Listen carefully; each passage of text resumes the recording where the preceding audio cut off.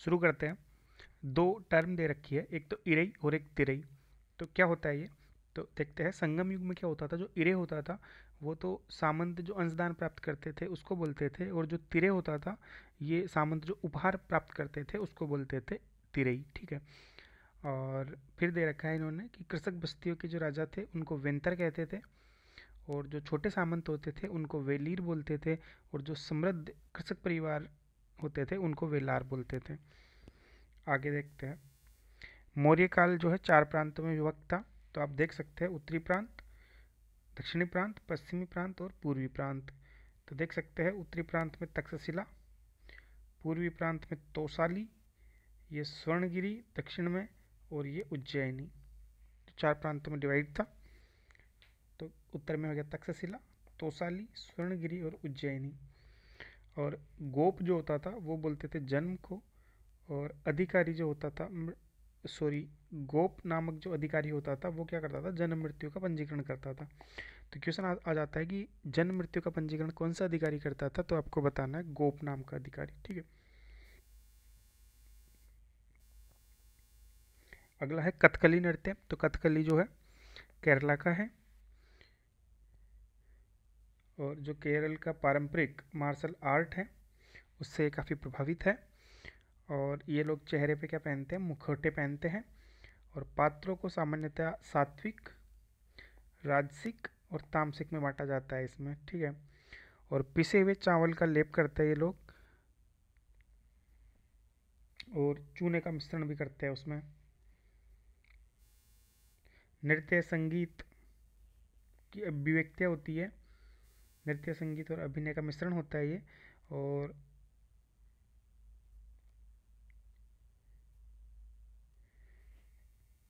कलासम ये क्या होता है, विशुद्ध नृत्य के क्रम होते हैं जिसमें कलाकार स्वयं को अभिव्यक्त करने और अपनी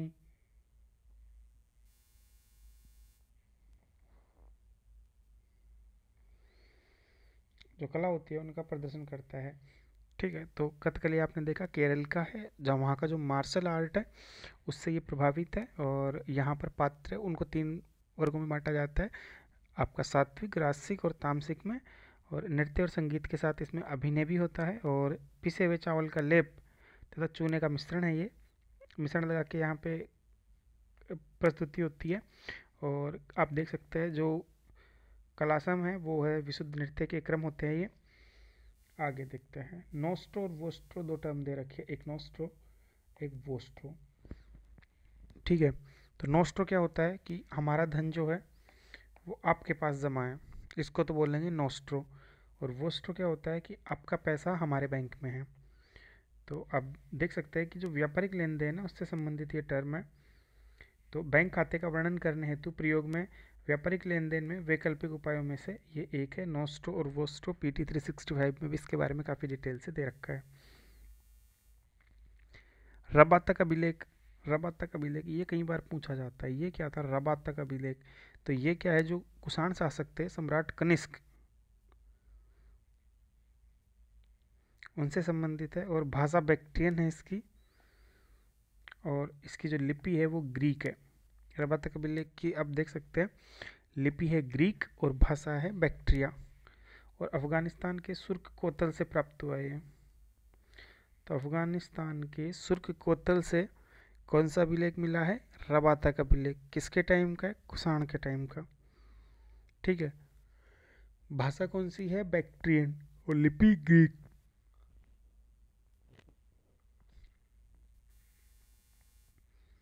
आगे देखते हैं त्यागराज के बारे में। तीन नाम दे रखे हैं यहाँ पे, तो उनके बारे में। त्यागराज, त्यागराज कौन थे, संगीतकार थे ये। कर्नाटक के सबसे प्रसिद्ध संगीतकार कौन, त्यागराज। त्यागराज कहाँ के सबसे प्रसिद्ध संगीतकार, तो कर्नाटका के।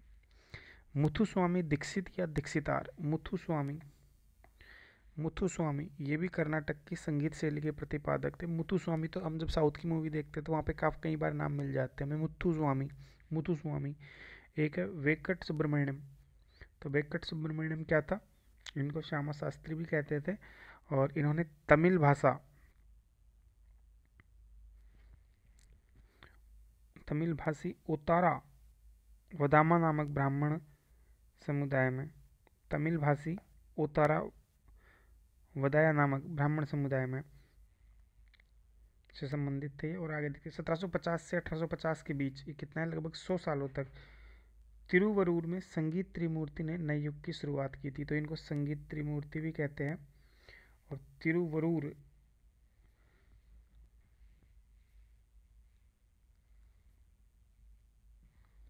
तिरुवरूर में संगीत त्रिमूर्ति के नए युग की शुरुआत की थी। तो कौन कौन? त्यागराज हो गया, इसको तो थोड़ा ढंग से हाईलाइट कर देते हैं क्योंकि काफ़ी इंपॉर्टेंट क्वेश्चन है ये। देखिए आप, त्यागराज हो गया, मुथु स्वामी दीक्षितार हो गया और वेंकट सुब्रमण्यम हो गया। इनको तीनों को क्या बोलते हैं? त्रिमूर्ति बोलते हैं।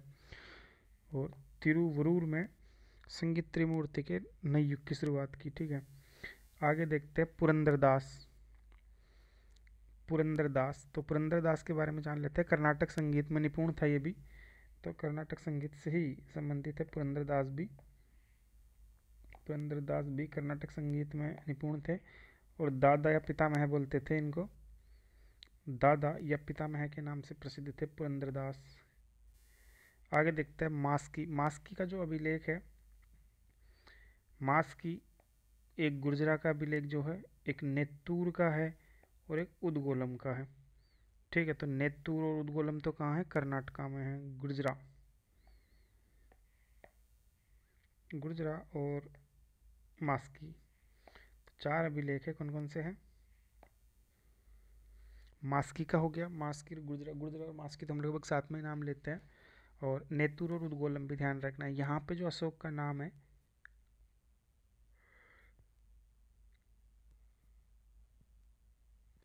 वो लिखा हुआ है क्या? देवनाम प्रिय अशोक।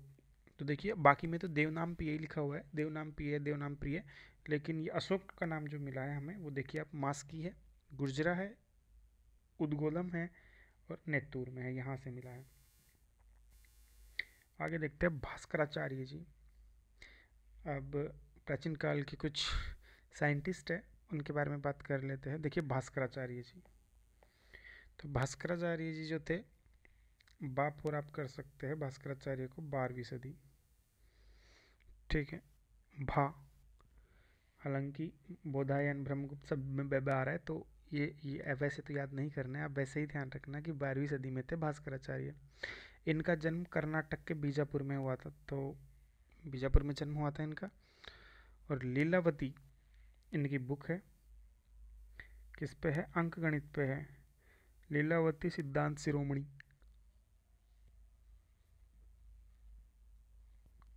अगली है बीज गणित, अलजेब्रा है ये। फिर गोलाध्याय, फिर ग्रह गणित, ग्रह गणित मतलब ग्रहों का गणित। तो भास्कराचार्य की आपने देखा लीलावती, बीज गणित, गोलाध्याय और ग्रह गणित। तो मतलब मैथमेटिशियन थे ये तगड़े वाले। तो आप देख सकते हैं अंक गणित पे इन्होंने लिखी लीलावती, अलजेब्रा पे लिखी बीज गणित, और गोलाध्याय से तो ज्योमेट्री वाला फील आ रहा है, लेकिन अब पता नहीं है कि ये किस चीज़ की थी, तो आप ये ध्यान रखना, बुक का नाम है गोलाध्याय। और अगला है ग्रह गणित, तो इनका नाम आ जाएगा तो हम समझ जाएंगे, भास्कराचार्य की बुक्स थी है। और चक्रवात और चक्रीय विधि का परिवर्तन किया था इन्होंने। चक्रीय विधि का प्रतिपादन भी किसने? भास्कराचार्य ने। आगे देखते हैं बोधायन। तो बोधायन जो है, इनके बारे में कहा जाता है कि इन्होंने पाई की गणना, जो पाइथागोरस प्रमेय था हमारे जो हम पढ़ते हैं, उनसे बहुत पहले कर ली थी। और बोधायन का जो शूल्व सूत्र है,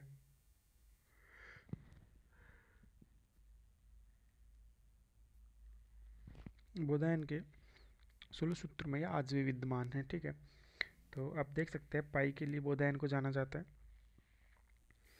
और ब्रह्मगुप्त 7वीं सदी में थे। ठीक है, और ब्रह्मगुप्त के बारे में हम देखते हैं कि ब्रह्मगुप्त जो है ब्रह्मस्फुट सिद्धांत लिखा इसने। गणित में अगर जो नेगेटिव नंबर्स है उनके बारे में किसी ने बताया तो वो थे ब्रह्मगुप्त। और इन्होंने शून्य पर भी अनेक प्रक्रियाएं दी थी। तो ब्रह्मगुप्त आप देख सकते हैं 7वीं सदी में थे, ब्रह्मस्फुट सिद्धांत लिखा इन्होंने। और ऋणात्मक संख्याओं का परिचय दिया इसने, और शून्य पर अनेक प्रक्रियाएं सिद्ध की। आगे देखते हैं महावीराचार्य। महावीराचार्य कौन सी शताब्दी में थे? 9वीं में, 9वीं सदी में। और 9वीं सदी में भी कब? मिड में एकदम, 850 ईस्वी के आसपास थे ये। और लघुत्तम समावर्ती की वर्तमान विधि का जो हम लेते हैं एलसीएम, उसका इन्होंने प्रतिपादन किया। और अंकगणित की पहली पुस्तक इन्होंने गणित सार नाम से लिखी। अंक गणित पर अगर किसी ने पहली पुस्तक लिखी तो वो महावीराचार्य ने लिखी। ठीक है, आगे देखते हैं शकों का टाइम पीरियड दे रखा है 1ली सदी के आसपास से। ठीक है, तो आप देख सकते हैं शक जो रुद्रदामन था उनका एक अभिलेख है, जूनागढ़ अभिलेख। तो वो कब का था? लगभग 150 के अराउंड पड़ेगा आसपास, या आगे भी हो सकता है पीछे भी हो सकता है, तो थोड़ा आइडिया रखना है। और उत्तर पश्चिमी भारत में था। शक कहाँ थे? उत्तर पश्चिमी भारत में थे। फिर है स्यूडोसेरोस गैलाथेंसिस। स्यूडोसेरोस गैलाथेंसिस ये क्या है? सर्वप्रथम अंडमान में पाई गई परभक्षी जीव है ये। समुद्री जीवों को खाते हैं, परभक्षी जीव और समुद्री जीवों को तो खाते हैं ये। और चमकीला रंग है इसका। और आंध्र और पूर्वी तट पर पहली बार ये देखा गया है। और पोलिक्लेड फ्लोरवर्म की एक प्रजाति है, पोलिक्लेड फ्लेयरवर्म की एक प्रजाति है। कृषि संगणना पे बात कर लेते हैं। कृषि संगणना जो है 1970-71 से आयोजित हो रही है, 1970-71 से। आप देखोगे इसके 100 साल पहले 1872 में पहली जनगणना हुई थी इंसानों की। और कृषि संगणना की बात करें तो 1970-71 से आयोजित हो रही है। और एफएओ के वैश्विक कृषि संगठन कार्यक्रम के एक भाग के रूप में इसको आयोजित किया जाता है। एफएओ के जो कार्यक्रम है वैश्विक कृषि संगणना, उसके तहत ही आयोजित किया जाता है। आयोजन प्रत्येक 5 वर्ष में हो जाता है कृषि संगणना का। और 11वीं संगणना के दौरान पहली बार स्मार्टफोन और टेबलेट पर डेटा संग्रहण हुआ। अगले कुछ बंदरगाहों के नाम दे रखे हैं, तो आप देख सकते हैं। चोलों का पुहार है, पांड्यों का कोरकई है। वैसे पांड्यों की राजधानी मदुरई थी, तो आप देख लो ई लगा हुआ है यहाँ पे, मदुरई में भी ई लगता है, तो पांड्य से रिलेट कर जाएगा। हालांकि ये कोई सार्वभौमिक रूल नहीं है, पर याद रह जाएगा कोरकई। पुहार चोल का हो गया। और मुजरिस चेरो का हो गया। मुजरिस या मुसीरी बंदरगाह है यहाँ पे। फिर देखते, ये तो पश्चिमी तट पे हो गए, कोरोमंडल तट पे हो गया।